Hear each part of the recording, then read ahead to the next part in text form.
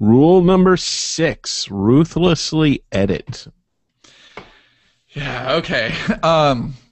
This goes back to the writing fast and giving yourself permission to suck stuff. Because Here's where you punish the fast, sucky writer. yeah, Edit. yeah, you have to. Now, if I were to give my first draft to Dave, I would cry. no, we wouldn't even write together. He would stop answering my emails. He might change his phone number. I don't know. We have a bank account together, so I'm sure we'd have to speak again. But I would change my identity. but there would be some definite conflict between us. Now, there's a difference between writing with the door closed and getting that speed out there and getting your best ideas quickly. And again, the thing I love most about writing fast is that there are times when I nail my natural voice just so well in that fast copy that I wouldn't if I was writing slow and really thinking about every sentence. But the converse of that is there's a lot of parts that are terrible. There's a lot of parts where I'm rambling, or my word choice is poor, or the idea is not fully fleshed out, or for whatever reason. But that's okay. That's what good writing is, rewriting. And honestly, I think that Dave and I do a really great job with the quality that we deliver for the speed and time that we spend it. We're so awesome. But I do think that if we had twice as long to spend on it, we'd both be really happy, because you really find the story in those final few edits. And we have at least one less edit than we would probably love ideally, and as many as 3. Because, there's stuff that I've stayed with a long time and I keep it's like fine furniture. It really is. You can assemble stuff pretty quickly with IKEA. This is not building a deck. Stop that. It's furniture building. And there's a huge difference in quality between low-grade furniture and high-grade furniture. And it's the amount of finish that's on it. It's the amount of that final work that went into it. So you could buy a table and the ingredients are exactly the same between this table over here and this table over here, but this table over here costs several $1,000s more. But it's about the amount of work that went into the finish and the amount of time that the carpenter spent on that. And there's a lot to be said for that. And, we're moving pretty fast, not just us, but I'm sure writers, they want to make a living, and you can't really afford to spend 100,000 years on everything that you do. But you can't afford to not ruthlessly edit. You can't afford to not put your best out there and to say, this is the best that I can do for this time. And I really, really love that quote from Hemingway, where he says, and now I am going to swear here, but it's his bad word, not mine.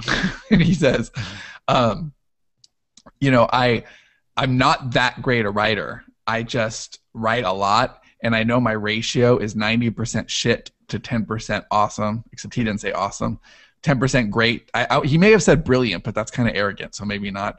I don't know. He was an arrogant guy. So yeah, 90% shit to 10% brilliant, and I'm never too precious to throw the 90% out. And I think that, I would certainly like to aim for better than 90-10. I'd cry if I hit 90-10. But I think that that's important to know. You are going to write some garbage. You do have to edit it out and be ruthless. There's nothing that you wrote that's so good that it's not worth cutting. You have to be willing to read your work not as the artiste who put it on the page, but as the person who's going to be subjected to reading it. And you want your work you never want it to be a labor to get through. You want your work to be breezy, and no one is going to talk about your work to other friends if it was painful or if it took them a long time. You want your work to be the kind where it was long and they still just tore through it because it was so engaging to them. And that comes from editing, because it's the editing where you get rid of unnecessary words. It's the editing that shapes your ideas. It's the editing where you get new ideas that are better than your old ideas, that make your old ideas work so well, because you're reading through it the 4th time and you think, oh, and there's like that one sentence that makes the 600 words before it that much more powerful, and everything below it just resonate that much more. So And one thing on editing is if you're able to and your schedule allows for it, give yourself some time between your edits so you can yes, approach it with new eyes. yes, And that's also, if you're able, hire a second set of eyes to edit for you. Oh, That's I'd very say on the important. second set, I'd say not even if you're able. If you're not able to, now this doesn't, I don't mean this on a blog post or something, but if you're publishing something and you're not able to afford an edit, then you can't afford to publish. Honestly, I don't think that's one of those negotiable things. Now I know our friend Johnny goes to print without editing, and you know that's fine. I'm not saying it can't be done, but I really think that things should have a professional edit before they go. Not only because professionally you owe it to yourself, because a bad review, look, it's not as error free as you think it is. Like, it's just that simple. It's not. Yeah, when Um, you're writing something, you tend to gloss over it when you're rereading it. That's why I say give yourself some space because you can miss a double word like the could be in a sentence, and your eye, because you wrote it, your eye just kind of accepts it and doesn't pick it out as well as somebody who's never read it before. They're reading it differently. It's not already in their head. The language isn't already in there. They're not forming the sentences halfway before they're reading it like you are when you're reading it. They're reading it for the first time and they're going to see it completely different. it's absolutely true, and you owe it to yourself professionally, and you owe it to your reader because they paid for that book, even if it was free on KDP Select. They still paid with their time, and you owe it to them to give them the best, cleanest copy possible.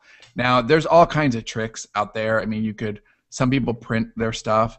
I don't, because the amount that I write, like, I would pay more in ink than I do for gas, like by a wide margin. So that's not really feasible for me. But I read most things out loud, especially if I have the time to. I actually almost consider that like a fourth edit if I read it to Cindy out loud, and I usually pick up 20 things probably. And it's funny because those 20 things, like this time, this thing that we were talking about, this draft from this week that I passed to Dave, even after all the extra attention I felt like I gave it on that final polish, he still found like 10 typos, he said. And those typos I probably would have been able to find if I had read it out loud to Cindy, rather than just going over it with my own eye. But if I'd read it out loud, I always find typos when I read out loud. Even if I've been over it 5 or 6 times, there's always typos. And that's the thing. If you wrote it, you have typos. So you have to get another editor to look at that with fresh eyes, because otherwise you are going to go to market with a few typos. And one difference between indie publishers and traditional published authors, nobody is looking for typos, actively looking for mistakes in traditionally published work. Self-published work, there's an army of people. There is the review mafia, and they are looking for indie publishers to make mistakes so that they can Ha think ha! about it. They're Yeah, horrible. yeah, they do. There's a whole crowd of neeners, and you just don't want that to happen. Your work is worth more than that.